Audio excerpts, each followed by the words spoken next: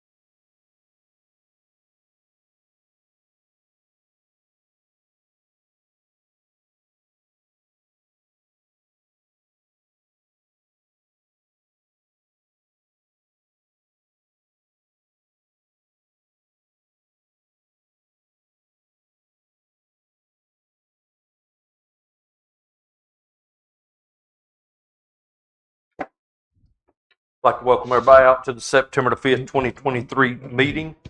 Do I have a motion to come out of closed session? So moved. Do I have a second? Second. Any discussion? All in favor? Aye. Everybody please stand for the Pledge of Allegiance.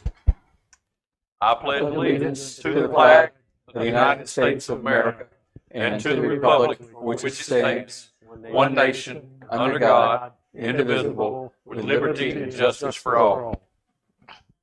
Again, we want to welcome everybody out to the September the 5th, 2023 meeting. Does any member of council have a conflict of interest or the appearance of a conflict of interest with regards to any item on the agenda? If so, please state at this time. Mr. Borman? No, sir. Mr. Phillips? No, sir. Mr. Nern? No. Mr. Corbett? No, sir. Mr. Hardgrave? No, sir. All right, moving on. Amendment and approval of the draft agenda. Council, we need to move, we need to move in old business, number 1, the Palm Cove request for town to county commissioners. Let's move it to C under our action from closed session. We'll put that under C-B. And also look to put on the Sea Trails POA building request as far as the times, which was left from the last meeting. We need to add that, please, to old business number 4. Does any member of council have anything else? No, sir. No. No, sir. No. All right. Do I have a motion to approve this draft agenda? So moved. So moved. Do I have a second? Second. Any discussion? All in favor? Aye. All right. Next up, be action, discussion resulting from closed session. Mr. Grady, go ahead, sir. Thank you, Mr. Mayor, members of council. During closed session, the council approved entering into a voluntary settlement of the litigation in Brunswick County File Number 22, CVS 1331, pertaining to a personnel matter and personnel file, which will be concluded in the near future. Any member of council got anything? If not, let's move to the Palm Cove request in regards to the county and the letter. Go ahead again, Grady. Or do you want to let them talk? If you got anything? Sure. Well, Go ahead. leading up to tonight, previous meeting of the council was where we had been asked to give the county satisfaction that the town did not oppose the county assisting the Palm Cove Association and owners in their effort to seek grant funding to do dredging along their shoreline against Jeans Creek. There were minutes that documented the council's lack of opposition or the council's agreement with the town, with the Palm Cove doing that. But in correspondence with the county had asked for something more formal in the way of a letter from the town, if possible. In advance of tonight, in anticipation that you all would reaffirm your position that you have no problem with the county trying to assist the Palm Cove folks with the grant funding for the dredging project that they seek, I had Mr. Ressler, the Palm Cove attorney, prepare a draft letter.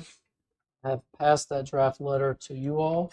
Ms. Levine is here on behalf of the Association for Palm Cove, as well as Brad Rossoff, who's the engineer that would be overseeing their grant funding application and dredging efforts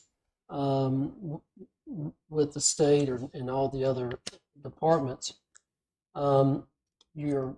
They're here to make their pitch again to the extent you have any questions of them. In going through the letter, I didn't have very many changes. What I did have were as follows.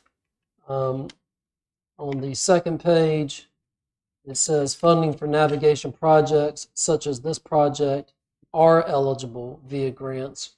And I put instead may be eligible via grants. And then in the second full paragraph on page 2, I have the sentence that reads, during the meeting, no significant environmental or regulatory issues were raised that would preclude the project from moving forward. I would just have that removed. And then I believe that rather than me signing as town attorney, it would be best, since it's going to be placed on the town's letterhead, that the letter come from Mayor Phillips if the council makes that resolution for the letter with my changes and any other changes that you may have tonight to be finalized, I would then finalize it and submit it to the mayor for him to sign and submit it to the Palm Cove folks for them to do with it as they wish. Any questions for me at this point? Any questions from council? Does, are you all okay with this?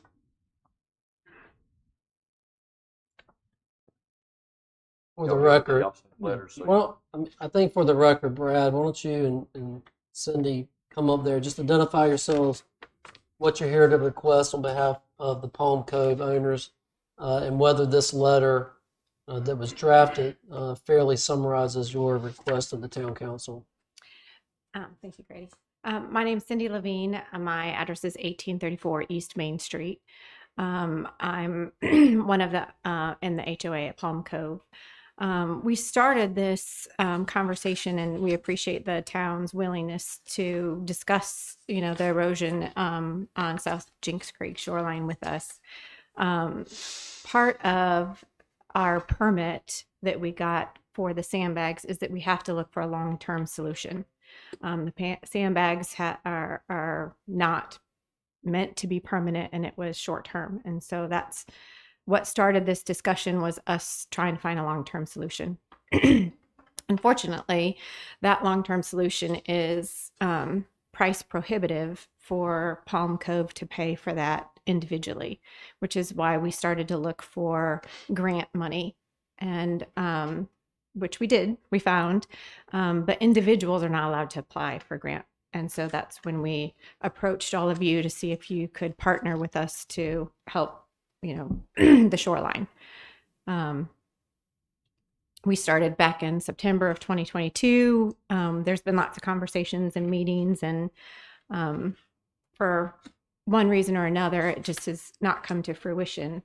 But Brunswick County is open to apply for the grant for us. They just want to make sure that they're not stepping on any toes, and that there's not any reason or pushback from the town for them to be part of it. I do think that it might even be more pertinent for Brunswick County to be a part of it, since the sewer lines and the water lines are Brunswick County. And that's part of what was in danger with the road and the erosion. So it might be more fitting, actually. So if you have any questions, Brad and I are here. But I guess what we're asking is for you guys to make the motion to pass the letter so that we can move forward with the negotiations with Brunswick County. Can I ask a question? Sir, go ahead. So to be clear here, with this letter, if the county does this, there would be no MOA between the town and Palm Cove? That's correct. And there would be no financial responsibilities for the town? That's correct. And no work labor actions by the town? That's correct. Okay. Anyone else? Yeah, I have a Go ahead, question. go ahead, sir. Okay. There's some language in here that indicates that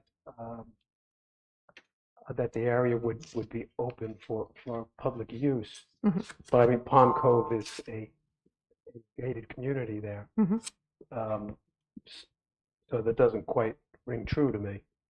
Well, I guess it depends on how you look at that. That's gated into the private road that we're responsible for taking care of. It's always been the shore. We don't own the shoreline, but yet we're paying to protect it. And there's always been people that anchor their boats there and walk around the ocean side. And I think that certainly, that's not going to change. And there's going to be a big, beautiful beach that people will get to enjoy. So the reference is to the beach area, not to Palm Cove. Correct. I think people have a hard time delineating between the two and knowing, what we own and what we don't. Palm Cove knows what we own and what we don't. Go ahead. Go ahead, John. I only read this very quickly, but the implication was if the dredging takes place and sand gets moved over to where the sandbags are now, that the public would be allowed to bring their boats up to use those beaches, but not to walk around, not walk through the gate to get to the beaches. Is that correct? Yes, They could still walk around the east end of the island and absolutely. get back to the beaches. Yeah. And right now, I Okay. mean, there's just not a beach there at all. There's no you know, beach. Yes, I understand. Until, Yeah, you know, at yeah. the end of it. So, I mean, that would be the goal, is that all of the dredge spoils would cover the sandbags and, you know, have that big, beautiful beach that was once there. Renourishment by government funding would make it unquestionable that's public trust land by statute. Which we know and we, you know, fully accept. What's the pleasure, I- council? I remember years ago walking up to the east end, going around the bend and to the other side. And when John and I were asked to take a look at that several years ago, I was shocked. And I think this is that we should support Palm Cove. They're our citizens. What's the pleasure, I'm not council? arguing with that. I'm just making clear of Right. what the responsibilities are that are being laid out in this agreement. You know, and actually, it sounds like the town is being absolved of all responsibilities that the county takes over. Yes, I believe that to be true. What's the pleasure? I've got no problem with that. I move that we accept this letter As revised by me. as revised by Grady. Do I have a second? Second. Any discussion? All in favor? Aye. Thank you so much. Yes, ma'am. Mr. Mayor, Yes, sir. You can am go I to the free house. to go? Yes, sir. You're free. All right. Have a good night. Cut that clock off. Next up, general council discussions. Any member of council have anything? No, sir. Let me, oh, go ahead. Go ahead. Anybody else? I'm I'm sorry. gonna go first. Well, go ahead. You go. Starting off, just want to thank our beach patrol this year, the fire. To my knowledge, everything, we've had a good, safe summer. That's not only for our people that's watched out, but for everything that y'all have done out there. I appreciate y'all, our staff, public works, everybody that's done everything they can. At the end of the year, that's our main goal, is keep everybody safe, and I think we've accomplished that. So that's a plus. Final concert is tomorrow night for our summer series. Hope to see everybody out. It will be an hour longer than the regular ones are. It will be the grand finale. So we hope we get to see everybody out. Just want to remind everybody the road closure starts tomorrow. So be mindful of that when you're traveling. Make sure you got your time in where you won't get no speeding tickets, because our police will be working. And also our 9/11 ceremony, if I'm not mistaken, Lisa, 2 o'clock this coming Monday. We'd hope to see you out in remembrance of that. Does any member of council have anything else? Let me just add to your comment regarding the Calabash Bridge closing. That's tomorrow, as many people know. What NCDOT has been working on at the north entrance of Clubhouse Road, Old Georgetown Road, is north entrance of Sea Trail, is a traffic signal. And all seen it probably coming about a little bit. The goal was to have that done by the 6th, tomorrow. It's not going to happen now. That's very important for everybody to understand that. What happened was there's a slight delay now based on the electric company, Brunswick Electric, had to pull off all their people for the storm, and there was no new projects being worked on, just all storm-related projects. So they have delayed a little bit with getting the electricity in. It will be in, hopefully. I've talked to NCDOT last Friday. They're hoping just maybe a 3-day delay or something like that. They can get that light moving. But in the meantime, it's going to be it could be pretty darn dangerous at that exit. You got trucks from NCDOT, you got construction trucks out there.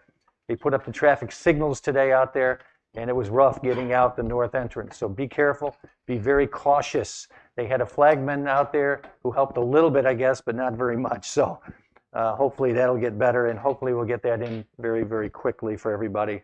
It'll be a safer exit. The other one is the right turn only lane on Old Georgetown Road in 904 that's been going in. Obviously, the storm slowed that down because of saturated ground. And so they're waiting for that to dry out. They got to put in the base for the road. and they will put in the asphalt as soon as humanly possible. So that's not as critical as the stoplight and what could happen there. So if you would please just pay attention to your driving coming out of the north entrance of Sea Trail, if you would. That's it. Excuse Charlie. Together. All right. Anybody else? Nope. All right. Moving on. Public hearing. Our public hearing for the UDO. Do I have a motion to go into the public hearing? So moved. Do I have a second? Second. Any discussion before we go into it? All in favor? Aye. All right. Go ahead, Mr. Chad. Thank you, Mr. Mayor, Council. Just to be a quick reminder, at the August 14th Town Council meeting, you all scheduled a public hearing for tonight regarding the UDO update. I do have Wes McLeod here from the Cape Fear Council of Governments who has prepared this document that is in front of you. This is the public hearing where we will hear public comments from citizens. Then later on in old business, we will be having conversations between staff, Wes, and yourselves to look at formally adopting this document. Thank you. Does any member of the public here in regards to the UDO during our public hearing?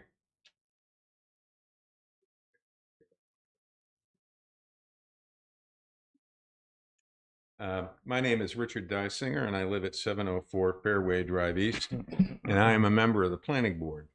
Last Thursday, Brunswick County Beacon did an excellent job of summarizing the improvements of the new UDO, and I'm especially proud of what we were able to create. However, there was one exception. I speak today about Article 6, wireless communications. For the first time, our new UDO provides guidelines for wireless antennas that can improve cellular coverage while upholding appropriate aesthetic standards. Embedded in Article 6.1a is the idea that part of the consideration set for any new tower or antenna proposal needs to be its ability to achieve the goal of universal coverage within Sunset Beach. Today, 40% of households are mobile only. Those households get excellent phone service in their homes via their cable provider and use Wi-Fi rather than the cellular network. Great system, just one problem. In a catastrophic power outage, we just had one, that Wi-Fi system goes bye-bye. Now the homeowner must rely on the cellular network coverage, and in Sunset Beach, that coverage is spotty. AT&T has the best coverage, Verizon is next, and T-Mobile is a distant third. For instance, Sea Trail has very limited T-Mobile coverage, and in fact, if you have a T-Mobile phone in this building, it does not work. The urgency for improved cellular coverage was highlighted by the tragic events in Maui, Hawaii. A decision was made not to sound the horn system, which is used to warn island residents of a tsunami. Officials feared that residents would head away from the ocean and into the fire. Instead, and I quote, emergency officials stated that other forms of public alert systems were activated, and amid the inferno, including text message and mobile alerts, however, many residents have said there were cell phone outages during the crisis. Clearly, the absence of universal cellular coverage in the midst of a catastrophic power failure contributed to the public danger. I hope nothing as catastrophic happens in Sunset Beach, but this incident makes the point cell phone coverage is an essential part of the public safety network. We can't mandate that the carriers or the tower companies provide universal coverage, but the new UDO reduces the barriers and provides clear guidelines to facilitate their proposals. That new antenna or tower may one day be the device that saves lives. For that reason, I urge the Council to approve Article 6, wireless communication, in its entirety. Thanks. Anyone else got anything? There's no one else. I have a motion to close the public hearing for the UDO. I'll make a motion, we close the public hearing. Do I have a second? Second. Any discussion from council? All in favor? Aye. All right. Moving on next, public comments on agenda items only. Does anyone have a public comment in regards to an agenda item? All right. If just one quick one. Carrie, please, for all of us here, you've had in your remarks or your little summary there, you had Building Inspector Jeremy Parker, who passed his level 1 mechanical exam, and Eric Williams passed his mechanical level 2 class, and that. Congratulate them for us, would you? Oh, yes, yeah. We I sure will. appreciate their efforts, wanting to do that, so just congratulate them and wish them the best in the future Sure. for us. Got it. Thank you. You didn't have to come up here to do that, you know. All right, next up is our presentation for the Gov's presentation for the solution. Ms. Tara will be coming up, and I think we have someone online. Is that correct? Yes. That'll be coming in. All right, you have the floor, ma'am. So we have Price and his colleague, I think Matt, and they are going to present to you. I've been talking to a few different companies for helping to manage our short-term rentals, and I constantly get calls, is my neighbor renting out their house, or are different people trying to report different things, and right now we're not able to have a great idea of who is renting and who is not because of Airbnb and VRBO, and we're not able to track that, especially with limited staff, unless we did a per property audit, which we can do, but that's very time consuming. And so GovOS actually has a full comprehensive software for us to be able to track different things with who is doing what, and there's a payment platform, and so we'll kind of bring it all together. But I will turn it over to Price, and he can tell you exactly what they have to offer for short-term rentals. Excellent. Thank you, Tara. Can you guys hear me okay? Yes, sir. Yeah. Yes, sir. Okay. I was going to share my screen. It looks like I've been disabled from screen sharing. We do have some slides to accompany our presentation. I'm not sure if that's a permission that can be granted to me quickly. Alan's looking at it right now. He's working on it. Give him a minute. All right. Can't be a Zoom presentation without at least one technical issue, right? While we're waiting on that, I'll introduce myself again. My name is Price Jarman. I'm an account executive here at GovOS. I've been working for years on the software side of helping support communities like yours with a variety of different software solutions. And then I'm joined by my colleague, Matt Eckstein. He is a solutions consultant, and he's going to give everyone a little peek at what the software can do today.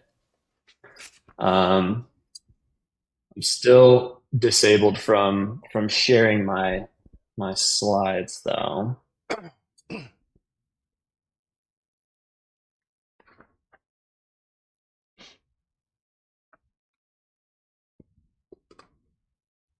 So council has a printout of your slides. Okay. If Do you they want have a to- printout? Okay. Yeah, that works. Matt, do you have permissions to share your screen for when you want to show the software itself? I currently have host as disabled permissions for me at this time. So I don't know if that's something we can work on while we go through the slides. Oh, I just got permissions. So I think are y'all seeing my screen now? Okay. Yes. Excellent. All right, this will be far more interesting with some visual aids here. So real quick, short agenda of what we plan on presenting today. I'm going to give a high-level overview of who we are as a company at GovOS, give some examples of who we serve. I'd like to share a short minute-and-a-half long testimonial video that we've done with one of your neighbors there on the North Carolina coast, which is Bald Head Island. I'll then kick it over to Matt, who will give an overview of the solution. He'll then kick it back to me. I'll discuss briefly some of our ROI estimates that we've done, and then we'll open it up to question and answer for council. So GovOS, who are we? So we are a software company that serves local governments exclusively.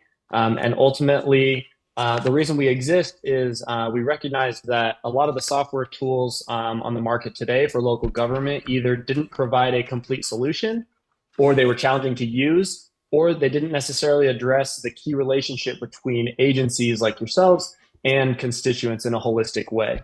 So GovOS recognizes that there's a highly interconnected relationship between agencies and their constituents, and we specifically aim to address the wide range of essential transaction and compliance interactions that occur.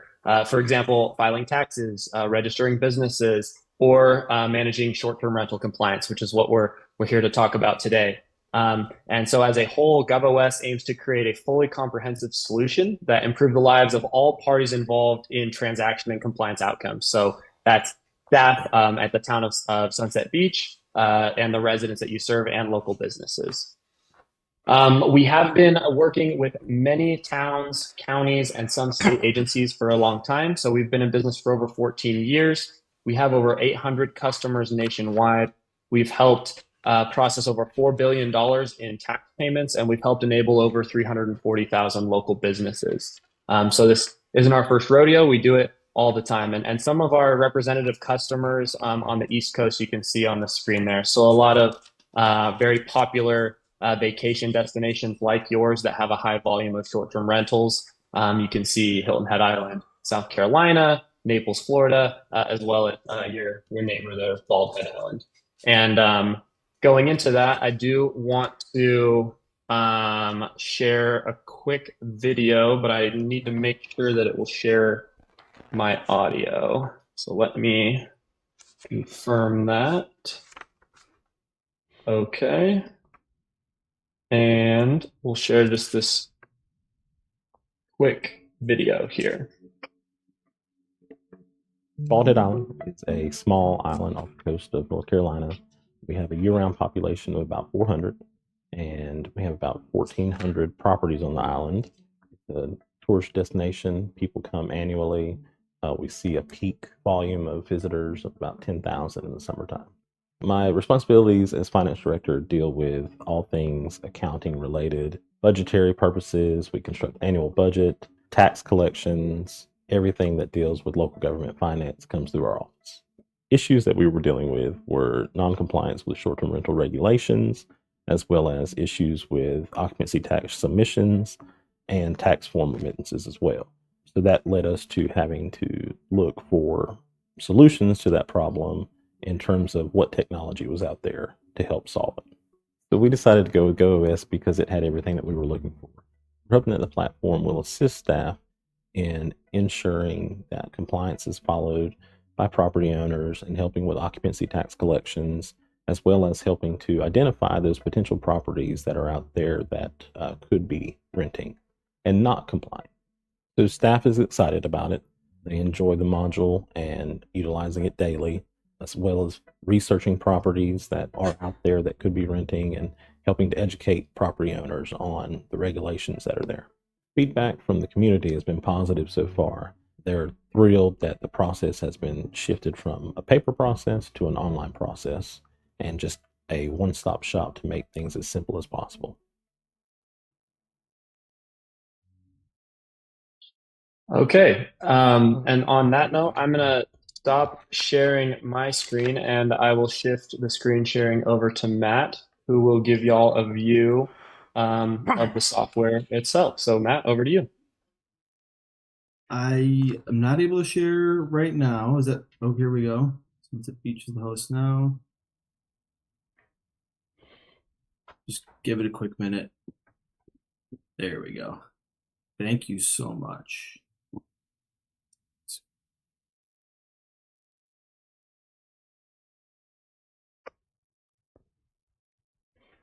All right, can you folks see my screen now?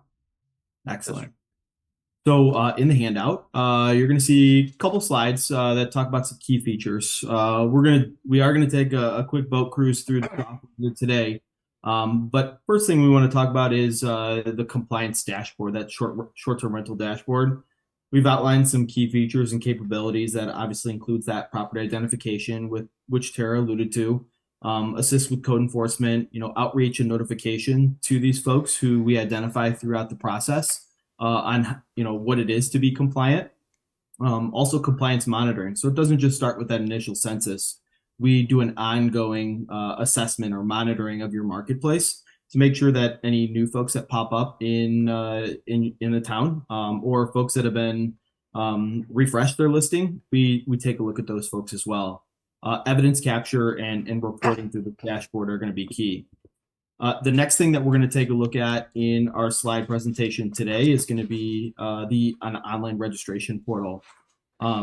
Price had talked a little bit about Hilton Head Island and what we've done with them. This just gives a brief screenshot of the business portal, right, where those short-term rental owners can come.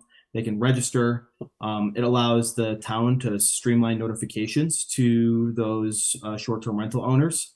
There is fee and tax remittance through this portal as well. And it really kind of encompasses that system of record that is certainly going to help you guys keep that register of short-term rentals and also monitor those folks in compliance. We also want to make sure folks have a space to remit those fees.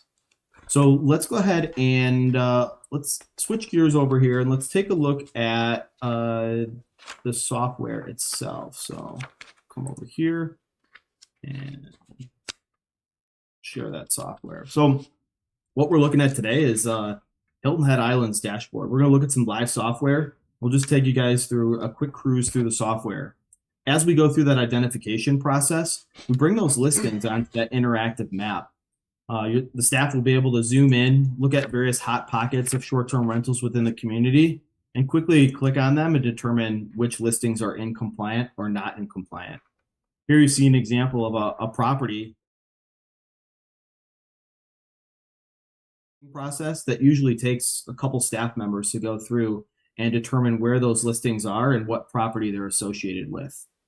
The staff will quickly be able to click into those listings and see all the details about that particular listing and linking it to the property itself. We'll pull in information about the listing title, that property description, any of the bedrooms, that average daily rate, and we'll even link that address, that confirmed property address that's listed over here towards the right. It's not an easy task. We definitely use a combination of reverse geocoding, AI photo recognition, but we really go ahead and employ that human element that goes through and combs through these listings and determines which parcel is actually associated with this particular listing. Our property review team, data scientists, they look at information that's provided by the county, right? Parcel data, information that's provided by the town, existing business registrants, folks who are not registered. And they use all of that data to link that listing to a property owner within the town. That allows the town to go ahead and send out tailored communications from the system to get those folks educated on what it means to be compliant within the town and ultimately what the next steps are to go ahead and register as a short-term rental. Let's pop back over the dashboard. I just want to show a couple more metrics. This is great information for council to obviously see periodically as you're looking at your marketplace. The great story about Hilton Head is they went live with us just this February. And here we are just dipping into September and their community is operating at 88% compliance. So of all the properties and listings that we've been able to locate and associate to parcels, we've been able to get out in front of those property owners, educate them on what it means to be compliant, and get those folks on board through our online registration portal. You'll quickly be able to see the amount of listings and properties that are compliance. Trend data is woven in this dashboard, and we're excited about that. You guys are always in tune to various trends within the community. You'll be able to quickly see what's that compliance percentage doing over the past 30 days. How many homes are hosted versus unhosted? It looks like 2 bedrooms is the most common rental size within Hilton Head's community. Of that, what's the property type that we're looking for? Are there apartments? Are there condos? Are they homes? Are folks just renting rooms? Other metrics that'll be important for you is what's that average daily rate for the community? This type of data is going to help you guys make decisions on potentially increasing an annual registration fee or including some additional tax that might go to community preservation or obviously preserving that natural resource that we all know you guys love to have, and I'm quite jealous that you live right there. New properties and listings over time.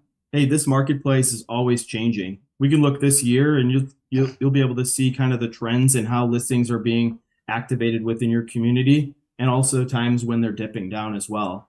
look just last month and see all the activity of new short-term rentals within Hilton Head.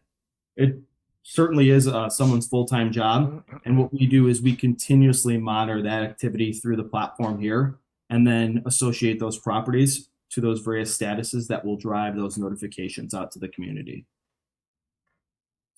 We're going to pop over here. I do want to show a couple more things.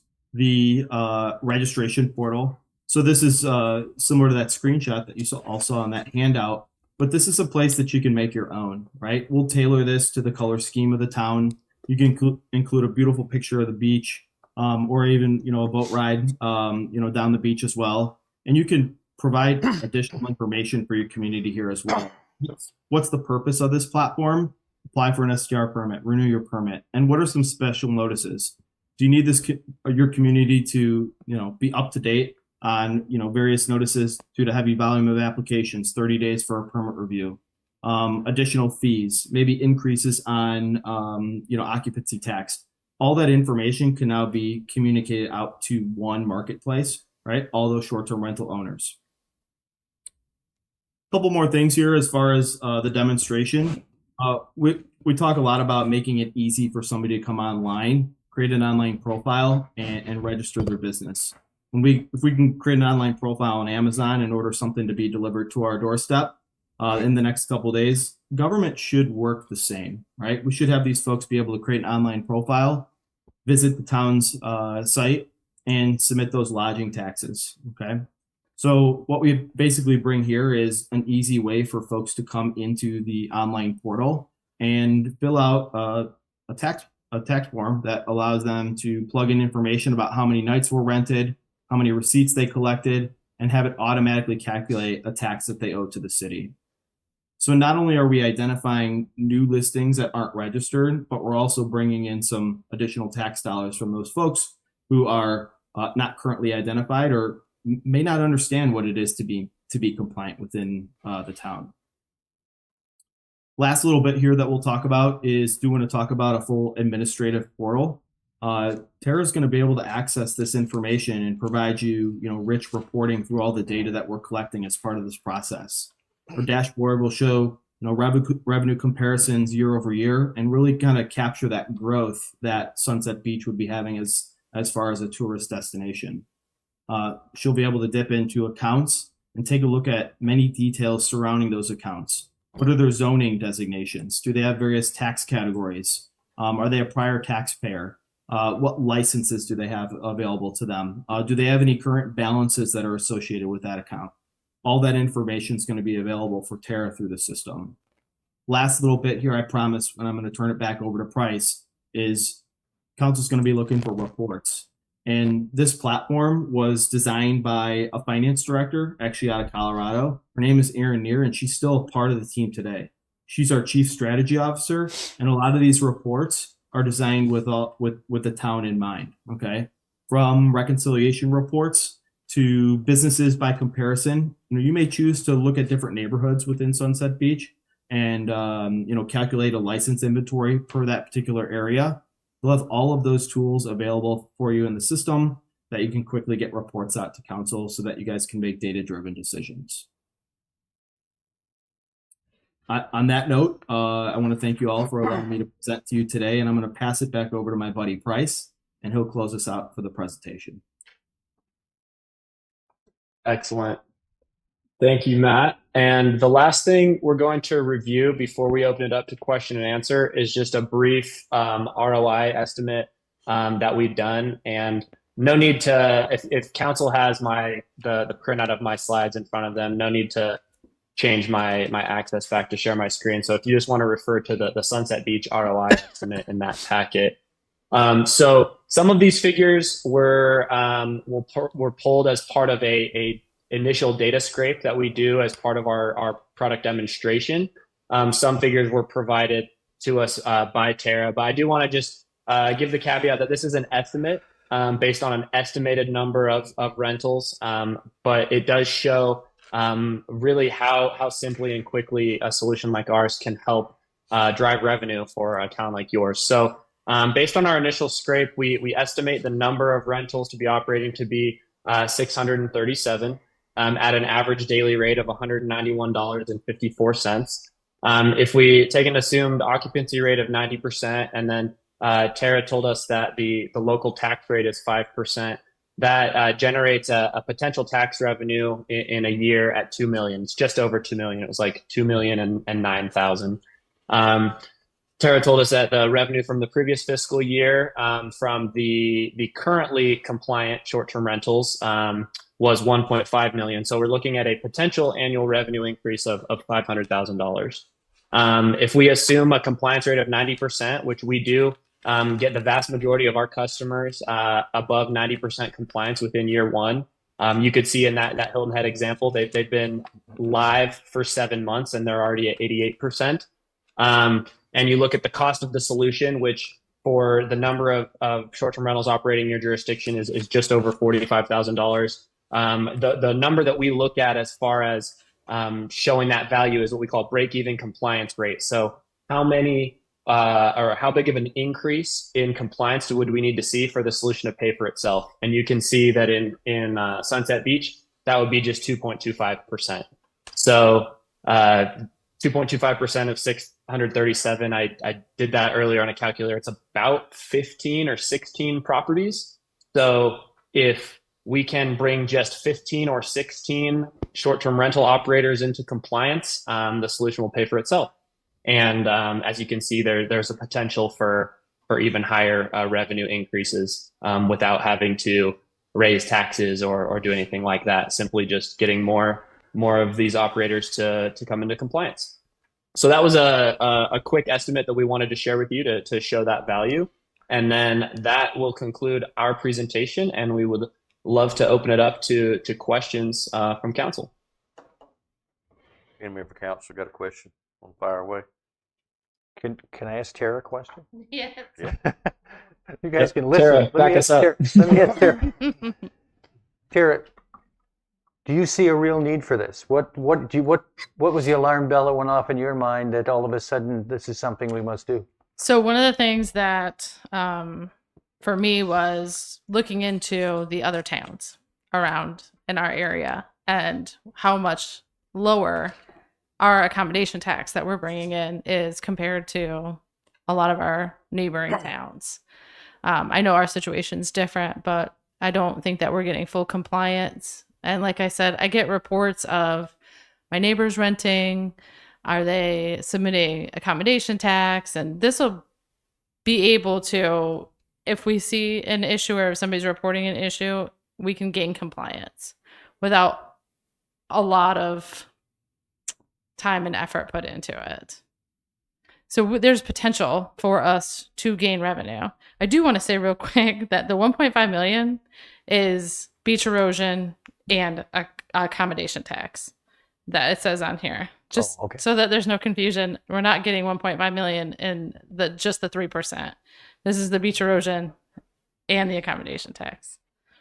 So Thanks for the clarification. Didn't we try this a couple years ago? So when we looked into this a couple years ago, this has developed a lot since then. What they wanted to do, it was a different company, is on an audit basis. So for if we found 10 properties, we could audit those 10 properties, but we'd have to go back 3 years and contact all of these properties, have them support all the documentation or submit documentation to us for that property. They weren't going to identify, they weren't going to do it. And so we would have had to pay it on a case by case basis. I went back to that company, and what they're charging now for what this service is on a monthly basis. So they're charging $10 a month per property registered, plus $25,000. So it would have been a significantly higher for us to continue with the company that we're with and gain that, because they have advanced in their technology, but you could end up paying a lot of money. So how does this cost a solution? How do you come up with the $45,000? Sure. So the pricing model that we employ is based on the number of short-term rentals that operate within your jurisdiction. It's based off of that 637 estimate. There will be some variance with that estimate, but it won't be by tens, 20s, 30s, hundreds of properties. It'll be by a handful, and so there's sort of a price range that it falls into. And for every property that we identify through a combination of technology, so the software working, as well as a team of actual human beings. So we have a team of data scientists on our side that verify every single listing and match it to an actual property. So the combination of those expenses are what result in the cost. But with some of those So- properties, we're already getting revenue from, right? Correct. So really, the only thing that we are gaining would be the properties that are not in compliance, as you say. Correct. And so that's why I like to point to that break even figure, because that shows you just the increase that you would need for it to pay for itself. So for it to pay for itself, it doesn't need to identify 600 new properties. It just needs to identify a couple percent more. And what happens when we identify more than 15 non-compliant properties? Does the cost of the solution go up at that time? Is this a sliding scale based on how many properties are actually rentals? No, so great question. The price is locked in for the year based on this number that we've estimated. So and we're estimating based on the total number operating, not just the ones we're going to fill in the gaps, but all of those that are operating. So they've identified 637. That doesn't mean that we're getting revenue from 637 at this point. How many are we getting revenue from? We don't know because of Airbnb and VRBO. There's no way for me to know exactly how many. But for us personally, outside of VRBO, I would say it's roughly 200. Another thing, With VRBO and Airbnb. the Airbnb, who's paying the taxes? Is it the Airbnb and VRBO. so how will this company get the So money? this company has what the software does. So the software, it scans through and they can see per property listing that this property is listed on Airbnb, VRBO, Avalara. There's what, 30 different probably that. It's And just so when you it's just click over on a 30, property, yeah. you can see that because of the way that they can scan through it and see, like, they pull through like comments and listings and reviews, and that's how they tell. It would be me sitting down at a desk going through Airbnb and trying to make a chart and doing all of that, which is impossible for me, but they have a software that can scan through it, and that's how it identifies it. So can they audit VRBO's payment to the tax authorities? So I can reconcile it through what they have. Yeah, so if I can jump in here, great questions all around. So to make it more clear, kind of what Tara was saying, Tara, you did a great job. We look at the booking calendar. The booking calendar has crossed out days, like a strike through. Okay, we document those as nights that have been booked, multiplied by the average daily rate. We're able to give a rental activity on that property. Okay, we also will be able to report on the hosting platform, right? Airbnb, VRBO, Marriott Homes and Villas, Flipkey, HomeAway, right? There's a lot of them.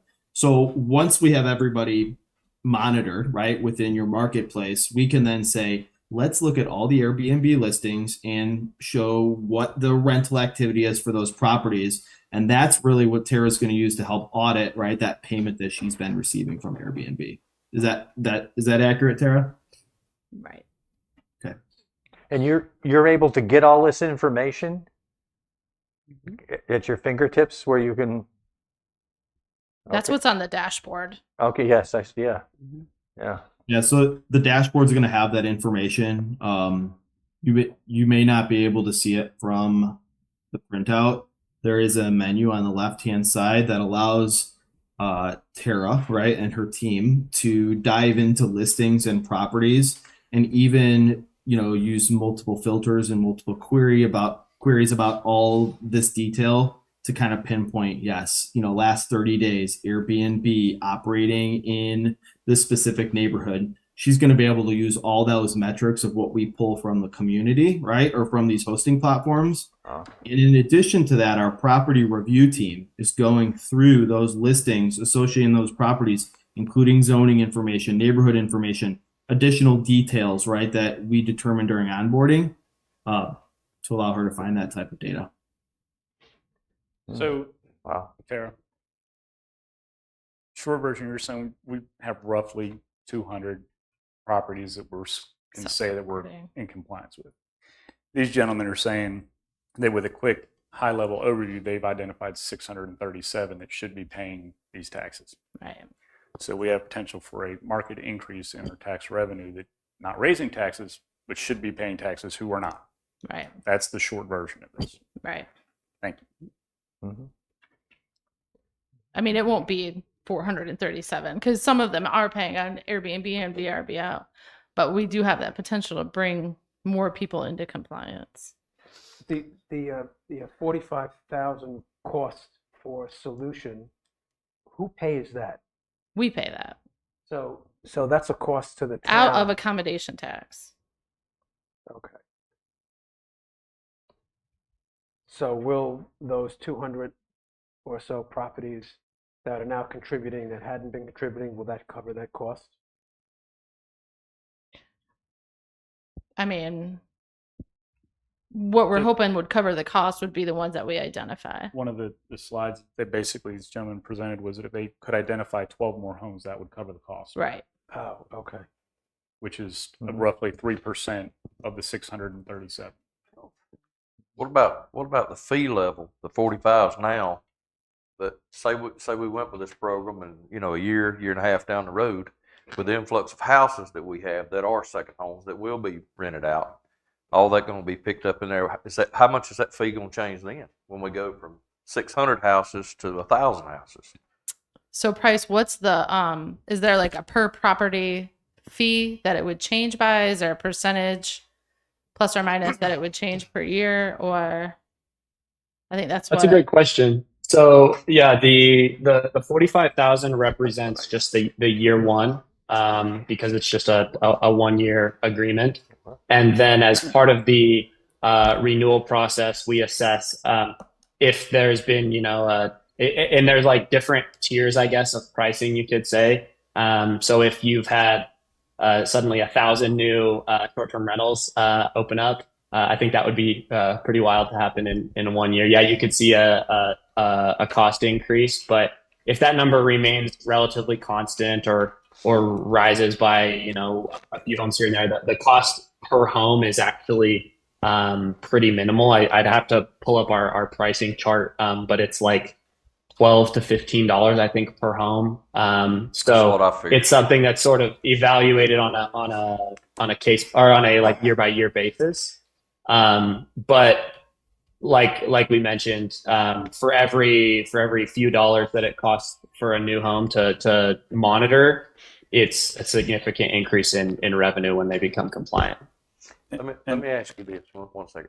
Let me ask you this on that. I just heard you say that's for 1 year. So if we go with this program, are we locked in at 1 year and then you're going to re-up it? Because I don't want to come in and then next year it be 80,000 unless the numbers have changed. I understand that, but I don't want to get into something where we're going to lock in forever after you just said it's just a 1 year deal.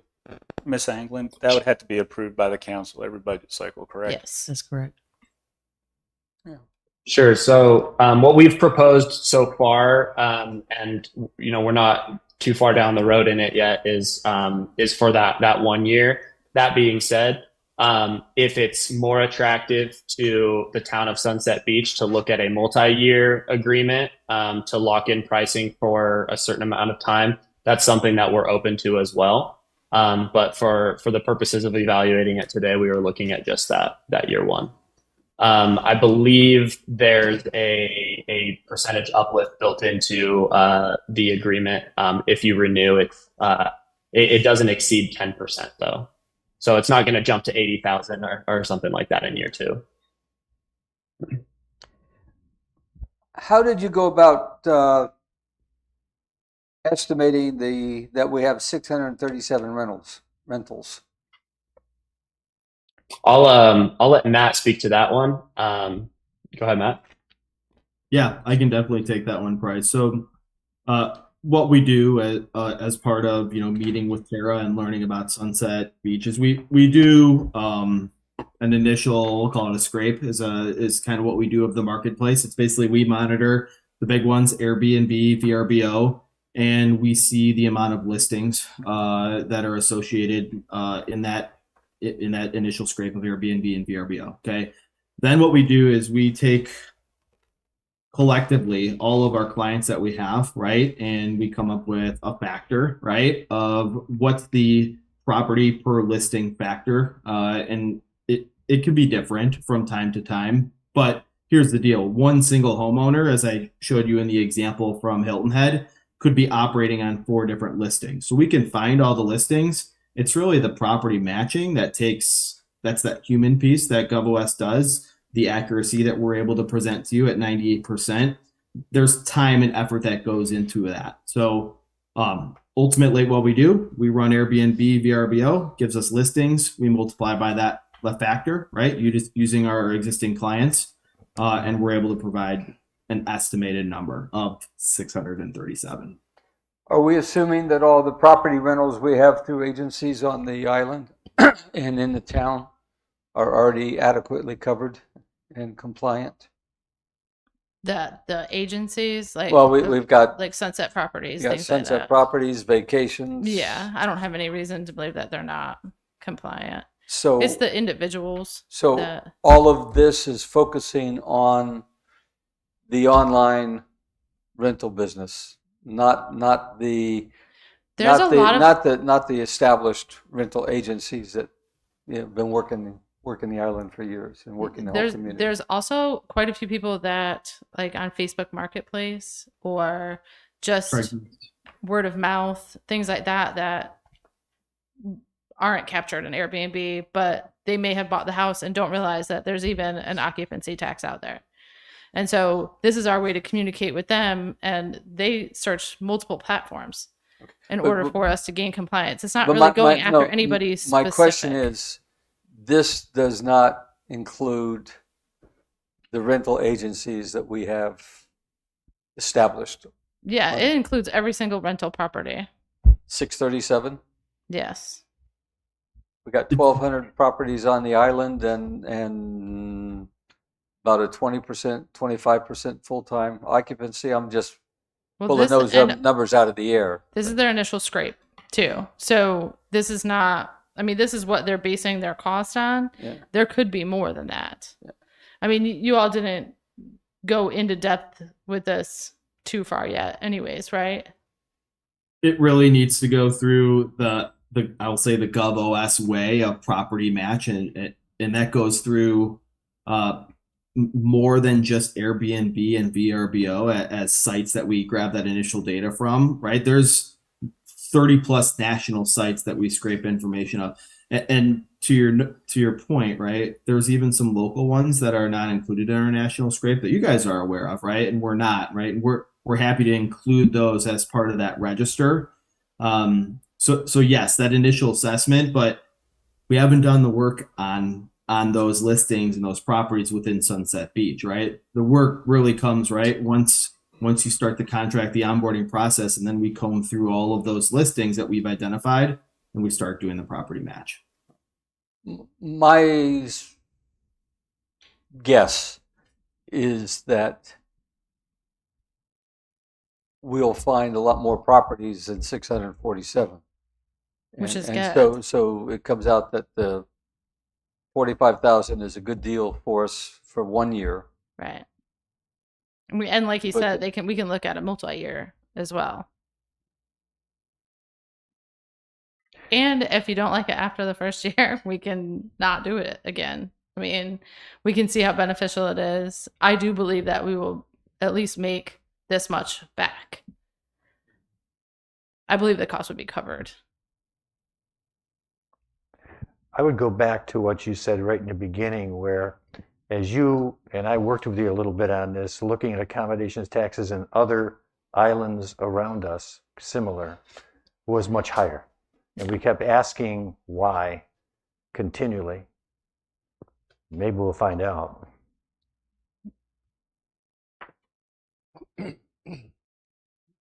Are there any other questions? This is, and we're not approving the contract tonight. This is just This is kind giving of y'all so- leadway to go do some more Do research. you want me to go further with this and get more specific with them? I would say that I've gotten with other companies, and at this point, this is the most cost effective. So this would be the company that we would be moving towards after putting out information and meeting with other people.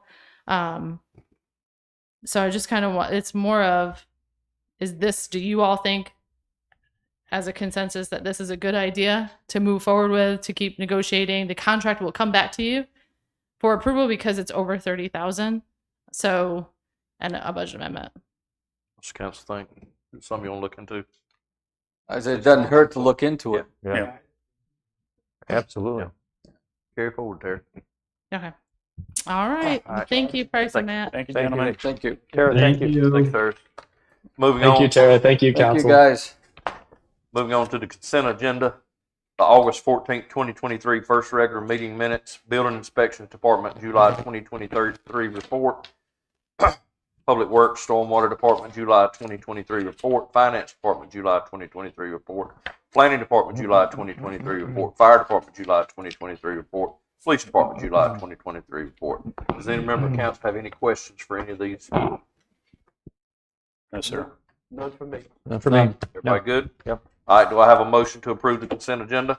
So moved. Do I have a second? Second. Any discussion?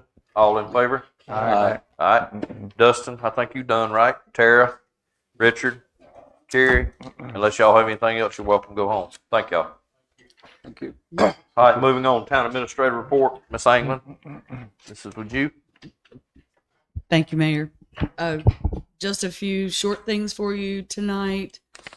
Mayor already covered the 9/11 ceremony. Last year during the 9/11 ceremony, we put up the monument that David McCoon actually designed and built for us.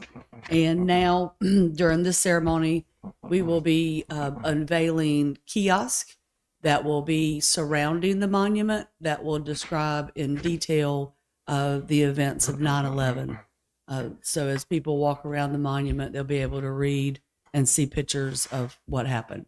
So it would be great to see everybody there. As the mayor said, September 11th, Monday, 2 p.m. at the town park. Next event that will be coming our way will be Sunset at Sunset. We are coming down the home stretch with getting that ready. That will be also held at the town park on October the 7th. Let's see. For dredging, the shellfish relocation project is set to start September 18th. They will be beginning in Mary's and Turtle Creeks before moving on to the Finger Canals. There isn't any shellfish in the bay area that needs to be relocated. Let's see. We're looking to do a beach season wrap up in October. Well, since the council doesn't have a daily meeting anymore, we'll be asking for you all to schedule a special meeting as soon as I can get together with Chief Claymore and Chief Childress to decide when we're ready to do that. We would like to do it sooner than later. We did a lot of changes this year. A lot of positive changes happened. And we just need to inform y'all of, the good, bad, and the ugly so we can move forward next year with any changes that you or they want to do. Let's see. The 5 walkways that you all awarded the contract last August, I think, will be starting on September the 11th. Dustin's gone. I don't remember which one they're starting with, but you'll start seeing that those contractors over there starting to tear out think we're starting at 29th Street, but I could be wrong on that. You know how wide these are? These are ADA, right? Yes, all the ones that these 5 are ADA. And just for everybody's knowledge, we did get a email questioning why we don't have any ADA compliant walkways on the east end. Anything past 12th Street, our easement or our access way goes to 5 feet. So we don't have enough room to be able to make it ADA compliant. So that's why everything is sort of shifted to the west side for ADA compliant for the viewing platforms of the 5 that we are doing now. We are waiting to hear on the grant for the other 3. We should hear that in October or November. My question was how wide is it? Is that 6 feet wide for ADA compliant? Yes. Yeah. We only have 5. And we only have 5. Okay. From 13th on to the end, the east end. But everything from 12th all the way to 40th Street is 10 feet. You all mentioned that the Calabash River Bridge is closing tomorrow at 9. And the last thing I have, I want to thank my staff profusely. They did an awesome job with the storm that came through. It was a more of a training exercise for all of us. We had all the department heads in the EOC, the Emergency Operations Center. We went out with one voice for police, fire, public works, and it just worked beautifully. And I have to commend the chiefs and firefighter Rick Gimble, who is just awesome at keeping up with FEMA paperwork and getting us reimbursed. So just kudos to the town staff. They did a great job. And unfortunately, what firefighter Gimble is telling me is that depression number 12 is soon to be named. It's not looking positive for us. So go ahead and start watching the Weather Channel and getting all your stuff ready for hopefully it to turn out to sea and go away. The last thing I have with this storm, let me start over. In the past storms, when the debris has been monumental, the town has waived the bag and bundle ordinance. This storm, although there were some areas within town that had more debris than others, staff did not feel as a town-wide that it warranted waiving that leaf and limb ordinance. So as it stands right now, everything that is pulled to the roadway to be picked up by the debris contractor that we have on contract already needs to be bagged and bundled.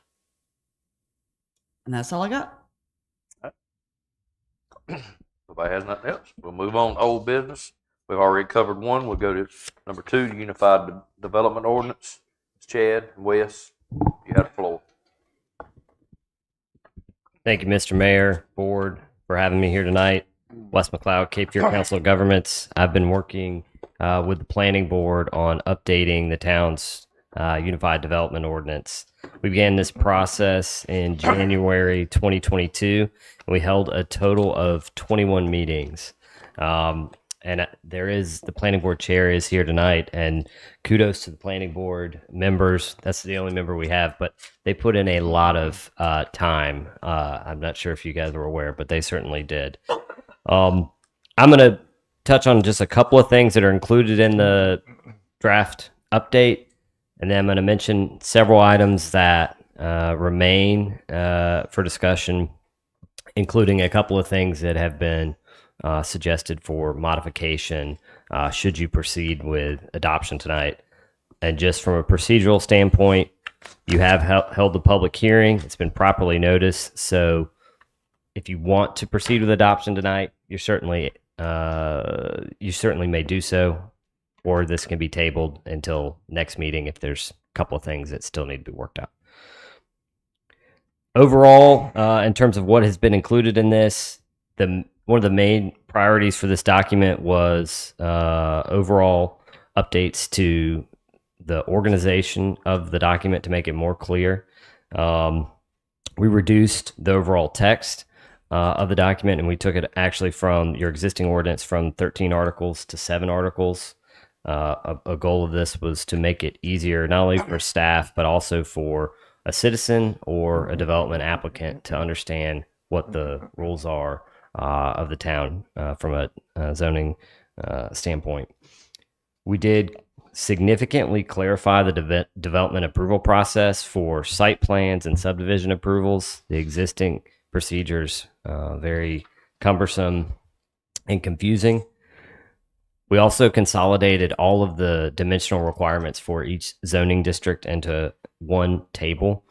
Your existing ordinance right now is spread across 30 odd pages, and so it's pretty tough to understand actually what rules you're subject to in each specific zoning district. And then just one specific item, we did include a max height requirement for the first time now in the MR3 zoning district for 1 and 2 family dwellings of 35 feet. That was one of the more significant specific changes that are included in the draft request. There are a number of items that that have been discussed in some meetings leading up to this one that I'm going to briefly go over. I believe an email was also provided to everyone identifying a couple of items that the planning board chair had noted. I'm happy to discuss any of those if you have questions. Other than that, I'll move on for those to some other items. Those were mainly clarification items, typographical items that would be need to be incorporated into the adopted document. Specifically, a couple others remain, and I'm going to go through those as quick as I can here. One being a clarification to the term comprehensive plan. That's an item that would be on page 2-3, and making sure that we refer to that also. It's clear that that is the CAMA land use plan, the town's land use plan, or whatever type of land use plan by title the town may choose to adopt in the future. Second item is reducing the Board of Adjustment from 7 members to 6 members, one being an alternate, with 1 alternate and 1 ETJ member. Third item is on page 3-106, identifying that the UDO administrator is the person that's responsible for a particular enforcement provision, and that it is not the planning inspections department. In total, just a couple more here. In terms of community center, private community centers, there's a consideration to remove the prohibition on rentals of private community centers.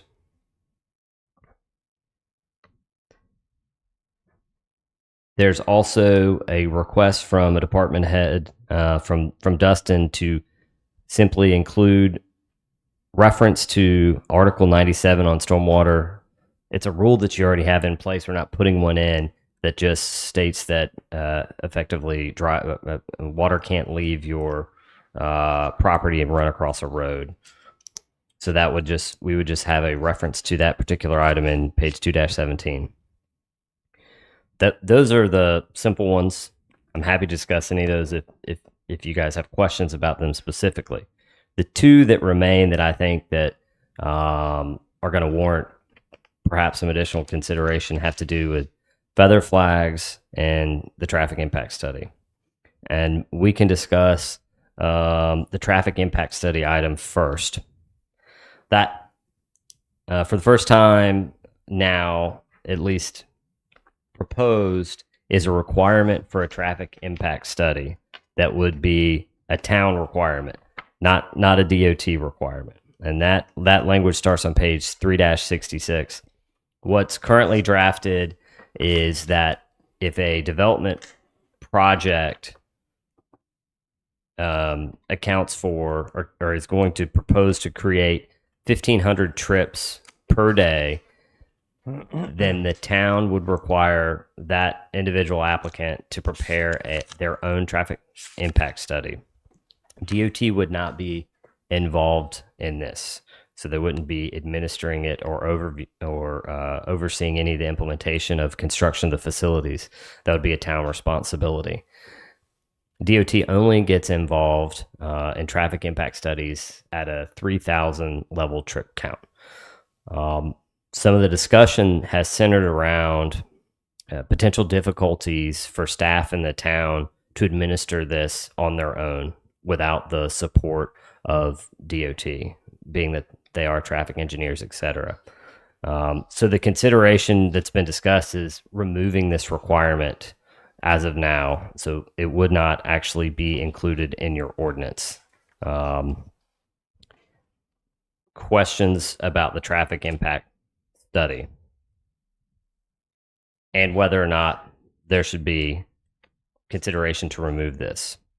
Yes, sir. First question is looking at our community, what areas do we have that would anticipate a daily load of 1,500? That's a good question, and it would be limited. There's some areas in the ETJ, for example, that are larger tracts. But even at a 1,500 or 15 or 3,000 count, I think that's going to be an isolated situation to capture that many. So if you as a single family unit generates about 7 trips per day. Let's see if we do the math. I mean, I guess that could be a little more than 200 homes.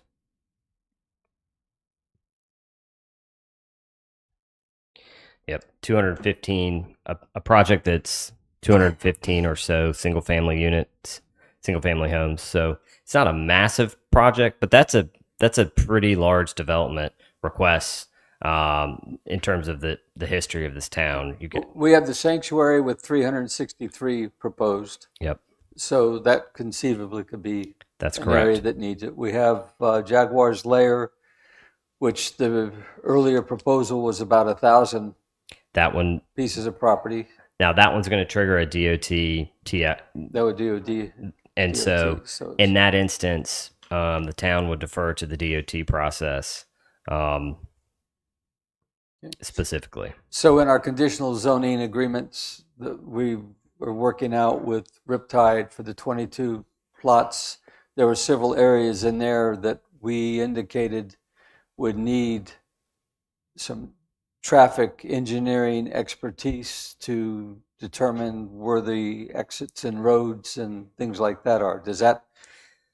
That's a different item altogether. That is merely an individual that is participating in TRC and suggesting location of driveways versus a full-blown $30,000 study that captures trip counts of on the roadways surrounding the project and identifies particular locations that may or may not warrant additional facilities in the future. Having TRC comments is a different item in general. I think it's still helpful and it's going to be important on those two items, but that would be a different that's a different scope. Different scope. Okay. Yes, sir. The DOT study, who pays for that study? The developer still pays for the traffic impact study. The difference is then it gets submitted to DOT and their engineers versus it being submitted to the town, and then the town trying to sort out what to do with it. It's certainly something that I believe the town could be capable of,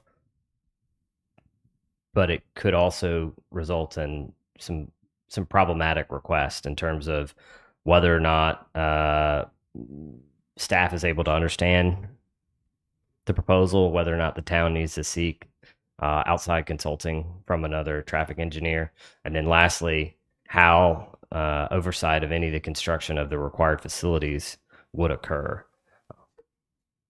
So let me make sure I understand. So if it's a DOT study, which is 5,000? 3,000. Mm-hmm. 3, okay.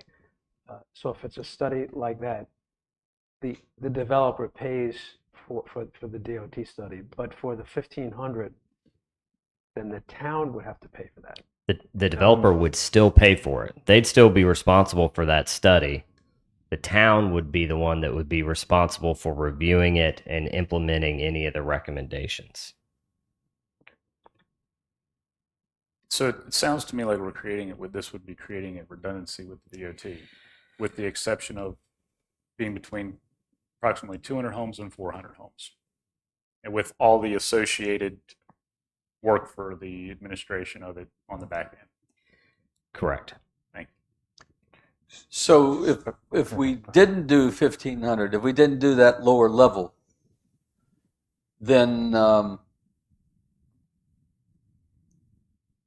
who has the responsibility to make sure that the developer is doing everything properly, and the town is not going to be stuck with a problem somewhere down the road? The town is certainly still involved, but navigating the implementation of the facility installation and understanding, what is included in the TIA, it's called a traffic impact analysis, falls under the responsibility of DOT and their engineers.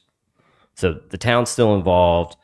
They may say, Chad may say, okay, have they installed X deceleration lane that will allow me to finalize their, allow their final plat to go through for approval, versus the town being fully involved in even getting to that point where they would be installing the deceleration lane from understanding this 100-page document, to you all fielding questions from citizens about whether or not the study is valid, the whole 9 yards. So if we deal with 1,500, I think what you're saying then, if the developer puts together a traffic impact study, and then the town says, we don't agree, then you've got a real quandary, and that's precisely what I've seen occur in other jurisdictions that have their own required study, where the third party, where the DOT is not involved, because there's potentially some legal liabilities there as well. None of us in this room are traffic engineers, so you're questioning someone's report under seal, and likely it's being questioned because someone doesn't want the development to happen, regardless of what the TIA says, right? And I want to also make clear that this was recommended to be included in here by the planning board, so just want to make sure that that's clear. But still, if we look at this thing, it's got the seal from the engineer on it and everything, we look at it and say, no, we don't like this, then we have to fund a fight against this thing that could go a long way and become pretty darn expensive. That's very correct. Yes. So what you're recommending is to delete Article 3-3.25 traffic impact study? That's my recommendation, but I'm not the town council. I see this resulting in more problems than this is going to be result in more issues than items that it's going to potentially solve for the town moving forward. And again, this is something too that if we did strike it and determine down the road that we made a mistake, we could always go back and reinsert it. I mean, like you haven't been here as long as all of us have, but you've probably had to do a UDO amendments in your time here as well. So it's a living document for a reason. All right. I'm comfortable with pulling it. So am I. Okay. All right. The next item is feather flags. In the draft ordinance on page 3-98,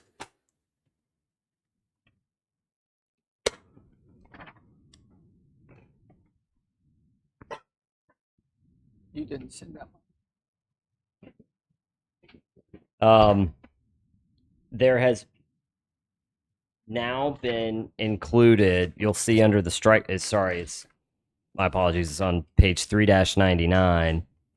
The underlying language now allows for the placement of feather flags. I think everyone knows what those are, correct? It is this,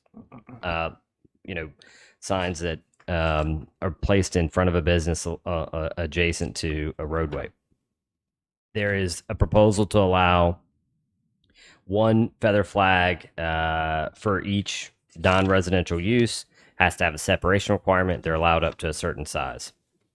The discussion that has transpired since this draft was recommended for approval by the planning board was whether or not that should be something that should be supported or allowed by the town at all, and or two, specifically if it's going to be allowed, should it be done in a way that it is more regulated, and should it be done in a way that it is only allowed as part of a special event permit, for example, a grand opening or something of that, something to that effect. And I don't have a particular recommendation for this for you all. I think this is just kind of be more or less a discretionary item, matter of preference for the board. There is a number of jurisdictions across southeastern North Carolina that allow these. They do have stipulations on their placement, etc. But historically, the town of Sunset Beach has not allowed these. So this would be a new change. If I may speak, I was in line with the group that didn't like the idea of adding the feathered flags to our community. If you look around some of the other communities where they have been there, in Calabash, you've got old worn-out flags kind of flying around. I do not think, in my judgment, that feathered flags meet the purpose that's articulated here in 1, 2, 3, 4, 5, 6, 7, 8 different purposes of our signs: to protect the physical appearance, to promote public safety and traffic, to minimize distractions and objections, promote high standards, preserve value of the property, enhance the overall appearance. All of these are value judgments that go through. Then we had, as an example, this weekend, 5 different of our businesses, despite what our rules are, displayed feathered flags. I think there's a time and a place for them, and I think as part of a temporary use permit, when there's a special occasion to put the flags out there, then the rules that were specified here on what would apply to the flags would be good. But I think they should be part of a special event temporary use permit application that we have. So it would be a short period of time and specifically for a special occasion. Like the grand opening, that's the one you're speaking of. Yeah. At grocery store. Yeah. I tend to They agree. had 'em. Well, there are 4 other shops that Yeah, but that's one that yeah, is visually seen, and I think that what those were basically, from what I've understood, those were brought in for that grand opening. yeah, and they're still up. Yeah, Yeah. they won't last long. I don't know how much you know about feather signs, Well, but they don't last long. no, They but- get tore up in a But matter of time. yeah, but Yeah, part of yeah. the point is they usually stay up till they're torn up, and somebody has to make a complaint to get them down. I don't have a problem with it. I'm just saying they don't last long. They're not made for long-term signs. So the recommendation in the proposed ordinance here is that they be only permitted to be up during business operating hours and shall be removed daily. And I would think that would be part of the temporary use permit. Somebody's having a 3-day celebration for grand opening, identify how many flags they want to do and that they meet our requirements. Put them up during operating hours, take them down when the operating hours are over, and then when that temporary use permit goes, put them away. Don't just keep them up whenever they feel like putting them up. Another question I have. When you're looking, some of the flags that are up now, right along Sunset Boulevard, there were what, 6 or 7 of them in a very short space. This is allowing 25 feet between each flag. Yes, or one per business, but that's Oh, correct. one per business? Yes, within the Yeah, it says 1. yes, just one per business. Oh, So to be clear, the ones that are out there at present are in violation. They just have not been enforced yet. Those are not supposed to be there. So business, and yeah. I think it's useful for within the community to have a procedure for businesses to, for a special occasion, get a temporary use permit and be able to put them up and know what the rules are for keeping them up. Agreed. Just to complicate that, I think that's the way we should handle food trucks, which I don't think are particularly covered in here. You know, in a temporary use application for an activity, put in so that there can be food trucks on special occasions to help promote business. Sure. So I just want to survey sounds like the board is in agreement here on tying these to special event permits. Temporary use. Not to exceed 3 days total. Yeah. And is there a limit on the number of times per year? I would say quarterly. Okay. At a 4 max times quarterly. per year. Okay. Anybody else have any ideas on that? No, I agree with it. No, I'm good with it. Yeah. Yeah. You can have them, but special use, that's fine. Temporary use. The last thing regarding feather flags was a discussion on reduction of overall size from 32 square feet to 24 square feet. Yeah. It has a 10-foot max that we put on there. If you put 32 square feet, that'd be 3 by 10, you know, roughly. That's a big feathered flag. Mm-hmm. That's a 2-foot flag. 3 feet, right? Yeah. I measure my fish. So is a board is that reasonable? I mean, there's other opinions here. Yeah, I mean, we should always bear in mind that like this document was wholly approved by the planning board, and the planning board we all appointed, and they have done their due diligence on this and talked with other towns and communities. So let's not get mired up in the weeds here on the height and width of a flag at this point. These gentlemen have worked for almost a month worth of meetings on this. So let's, you know, we put them in those positions for a reason. I'd be comfortable settling for the temporary use permit. Okay. Yes. Yeah, I agree. All right.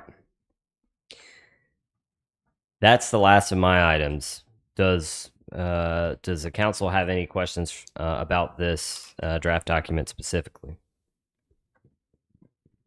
I think you and the planning board and Chad have been very good in listening to our comments and suggestions and proposals and all the work that's been done. And I would be comfortable with approving this with the modifications that we just made. Okay. That being said, do I have a motion to approve the UDO? Motion to adopt the ordinance Adopt to the approve ordinance. the UDO. As you fixed the Subject wording. to the modifications. Thank you, Yeah. Mr. Mayor. Yes. Sorry.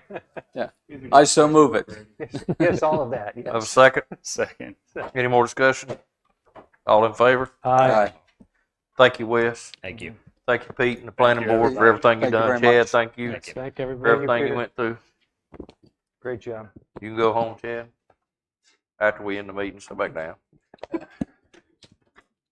All right, moving on.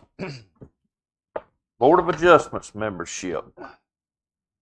We done some advertisement for some Board of Adjustments. We had some people come in, and then they've changed a few things here. So, Miss Lisa, I'll let you address this.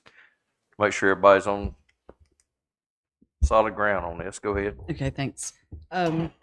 What Katie and I discovered as we were looking for the Board of Adjustment and its makeup was that we have an alternate member who has been an alternate member for years. the intention of prior councils was to, if we had a vacancy, instead of going with that vacancy, running with the vacancy because of the way the Board of Adjustment most times needs 4/5 votes. So you really need everybody there. When we had a vacancy, that person was supposed to be moved into that seat. That alternate was automatically moved, and then we would advertise for alternates. For whatever reason, with this member, that did not happen. So what we're trying to do is clean up the Board of Adjustment by moving that person into the regular seat and applying or sending out a advertisement for the 2 alternates that are supposed to be on that seat. In addition, we haven't had an ETJ representative on the Board of Adjustment since 2017. And luckily, we had an ETJ resident voice interest. So we have adopted we have prepared a resolution for you all to consider to send to the Brunswick County Commissioners for the appointment. But they actually appoint it because that person lives in the county. We just recommend the resident. Is that clear as mud? Well, could I just ask a question now? Now, we've just adopted the new UDO where we've reduced the Board of Adjustment down to 6 members instead of 7. So we're really now looking for 1 alternate. 1 alternate. Okay. Yeah. Okay. When I wrote this, I didn't know that y'all were going to do that or not. That sounds So that's why I left it at the 2. Fooled you, didn't we? We did. Overworked it. That sounds like a reasonable way to operate, and I'd like to make an amendment. We adopt this resolution as presented with the changes of 2 to 1 for the alternate. I have a second. Second. Any more discussion? All And in favor? Are you moving the alternate into the regular seat and Yeah, everything advising as Katie written. to solicit for 1 The alternate? 2 and 1 alternates Yeah, will be what we're great. looking for. Thanks. All right. Thank you, man. That was good. All in favor? Aye. Aye. All right, moving on now. The new business, planning board term. Oh, wait, Mayor, you put the Sea Trails POA, I'm MOA sorry, at number I sure 4. did. I wonder why it was sitting here. Yeah, this is just cleaning up from where we had this last time we approved this, but we put in some times on that Tuesday, certain time period. They'd come back and asked that we would change it where they could use it anytime during the day. We can adjust it. And they also said that, if things came up and there was something that was really needed, they would be willing to work with that.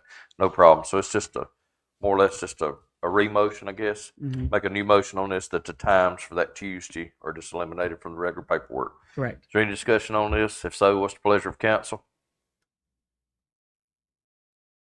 I make a motion that we adopt Go ahead. the amended MOU without specific times. Yep. Do I have a second? Second. Any more discussion? All in favor? Aye. Now move on to the new business. Planning board term expirations. We've got 2 positions coming up in November. Just want to see council want to authorize them to go ahead and start advertising this. What's the pleasure of council? I'd like to make a motion to authorize the clerk to notify the current members, advertise positions, schedule interviews with the applicants. Do I have a second? Second. Any discussion? All in favor? Aye. All right. Multi-judicial. One. Go ahead. After, what dates will we be talking about for the cutoff for this? For people to apply? Yeah.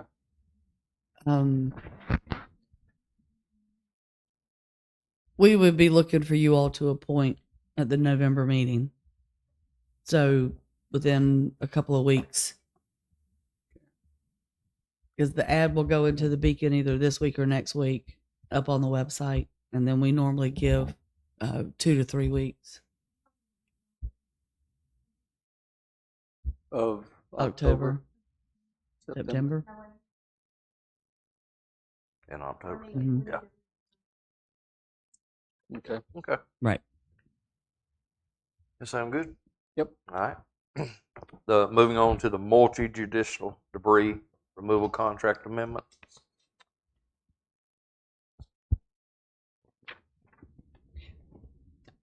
We Any- just any received questions? this Yeah. request from the county.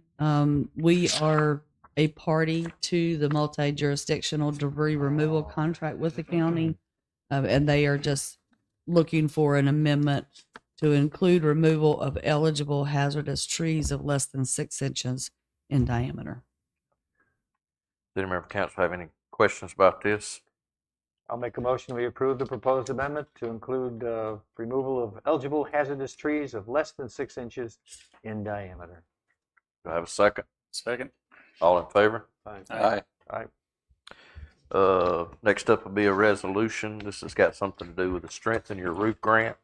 I guess you've read over. This is just something that the state does, the North Carolina Insurance Underwriters Association, which goes through the state. This is something that they have re-up for our areas.